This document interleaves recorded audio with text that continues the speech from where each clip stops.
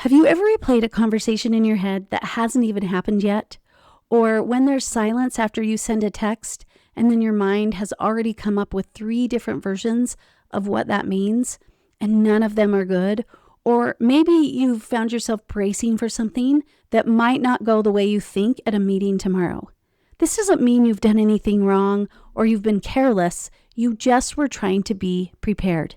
But somewhere along the way, preparing turned into living from that place. Maybe you've spent so much time there, it's become your home or your automatic response. But the thing is, the problem doesn't even exist yet. What if most of what's exhausting you this week isn't actually happening? What if it's just not here yet? Hello, my friends. Welcome back to the Seasons of Joy podcast. This is episode number 209, entitled Not Here Yet. I'm Jill Pack, and today we're talking about something I think every one of us does, often without even realizing it. We spend real energy on problems that are still entirely hypothetical. I remember a time when I had teenagers at home. It would be late at night, and one of my children wasn't home yet. And then my phone would ring. My heart would drop, and I would answer it in the most panicky voice with something like, "Are you okay? What's wrong?" Not hello, how are you? Not hi. My mind was already imagining the worst case scenario, and it was usually around the idea of them being in a terrible accident. And then I would hear on the other end of the phone, "I'm good. I was just calling to let you know I'm on my way home." That phone call is the perfect example of what this episode is about. Nothing was wrong, but by the time I heard "I'm on my way home," my body had already spent itself responding to an accident that never happened. But I didn't do anything wrong. This is just how we as humans are built. Our autonomic nervous system is like a danger radar. It's constantly scanning for threats. And the moment it detects one, it kicks off a stress response. Fight, flight, or freeze to keep us safe. This system is good and actually very important. It's necessary. It's the reason we can react fast when something is actually wrong. But here's the catch. That radar isn't actually good at telling the difference between a real threat and a perceived one. It can't tell the difference between my child is in danger and my child is 15 minutes late. To our nervous system, an imagined car accident and an actual car accident look almost identical. It responds to the story that our mind tells just as fast as it responds to the thing right in front of us. So when your mind runs ahead and begins building out the conversation that hasn't happened yet, or deciding what the silence after the text really means, or bracing for the meeting tomorrow going badly, your body doesn't wait for confirmation. It just responds. Your heart rate goes up, your breathing begins to shallow. Whatever's been going through your mind, your body's already living it. This is why the belief of, if I think through every possible problem, I'll be more prepared, feels true. But it actually isn't. Mental rehearsing isn't preparation. Not to your nervous system. It's just another threat to respond to. You're not getting ahead of the problem.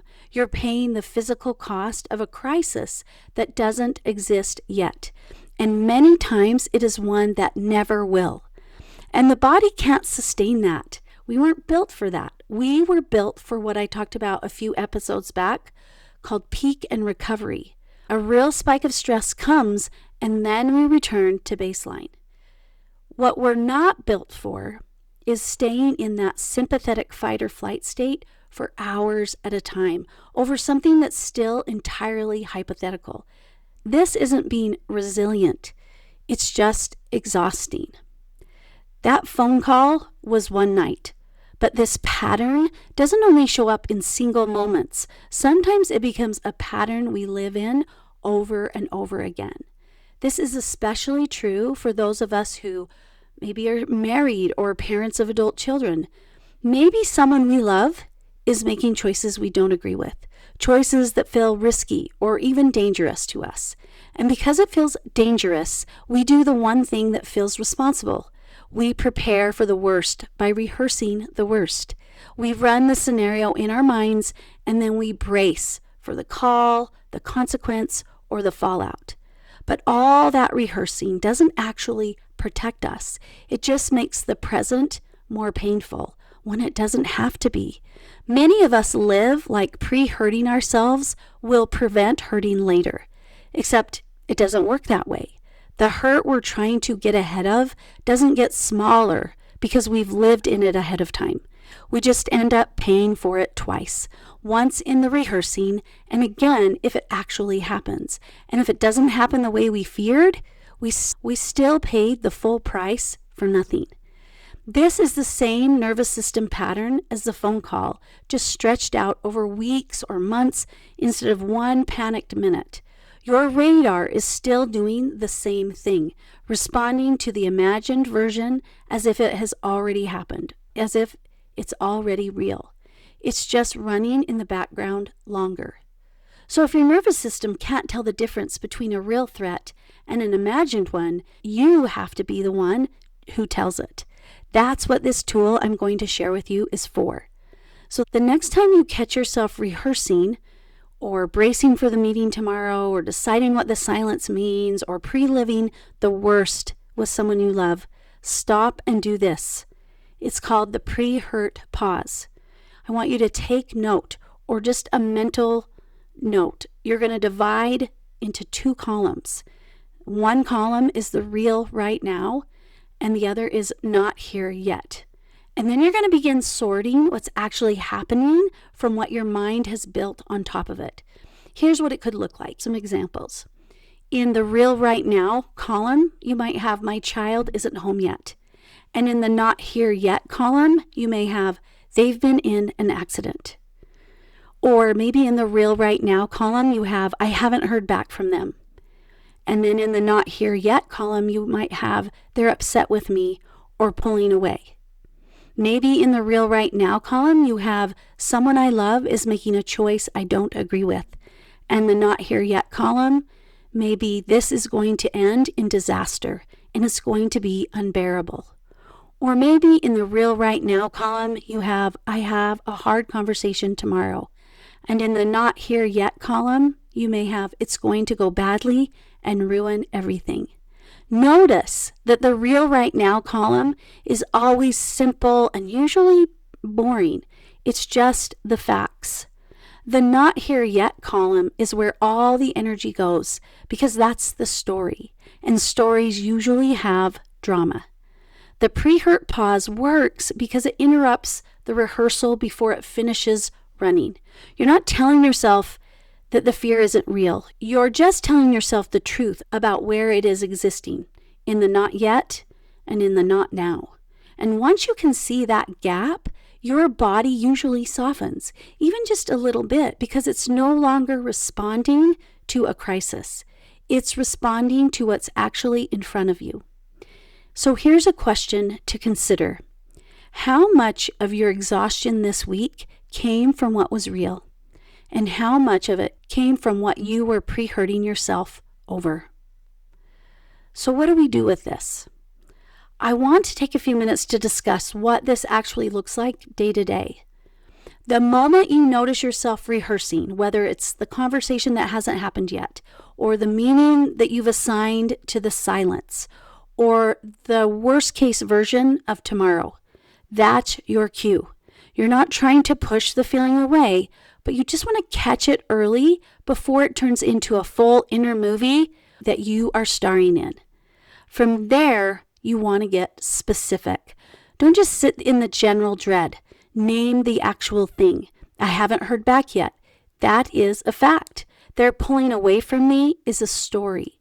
Saying the real thing out loud, even just to yourself or writing it down, takes some of the power out of the imagined version, because vague fear can be powerful and it can survive almost anything, but specific language tends to expose it for what it is.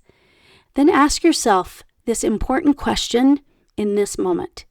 Is there something useful I can do right now? Not eventually, not if this plays out the way I'm afraid of, right now.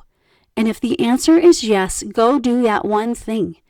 And if the answer is no, and a lot of the time it's no, then you have your answer, and it's permission. Permission to put it down, not because you don't care, but because there's nothing left to solve yet. The facts haven't arrived. You can face them when they do. This isn't about pretending that you won't feel disappointed with the people you love, or that hard conversations don't sometimes go badly. Of course they do. But it's about refusing to live in a future before it even gets here. It's about staying close to what's real in this moment, instead of using your energy to live somewhere that doesn't exist yet. So if tonight your phone rings, or the silence after a text starts writing its own story, or tomorrow's meeting is already playing out in your head 3 different ways, pause. Ask yourself the question, is this real right now, or is it not here yet? You don't have to rehearse the worst to be ready for whatever comes.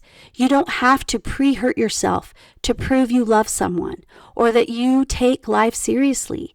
You're allowed to stay here in the now, in the current moment, in what's actually true today, and let tomorrow stay tomorrow's. So I want to end with the question that I posed earlier. And I want you to think about it this week.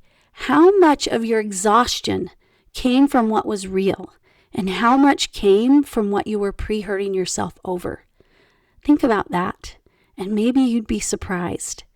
This is all I have for you today. Thank you for being here and for being part of this community. I hope you found this episode helpful.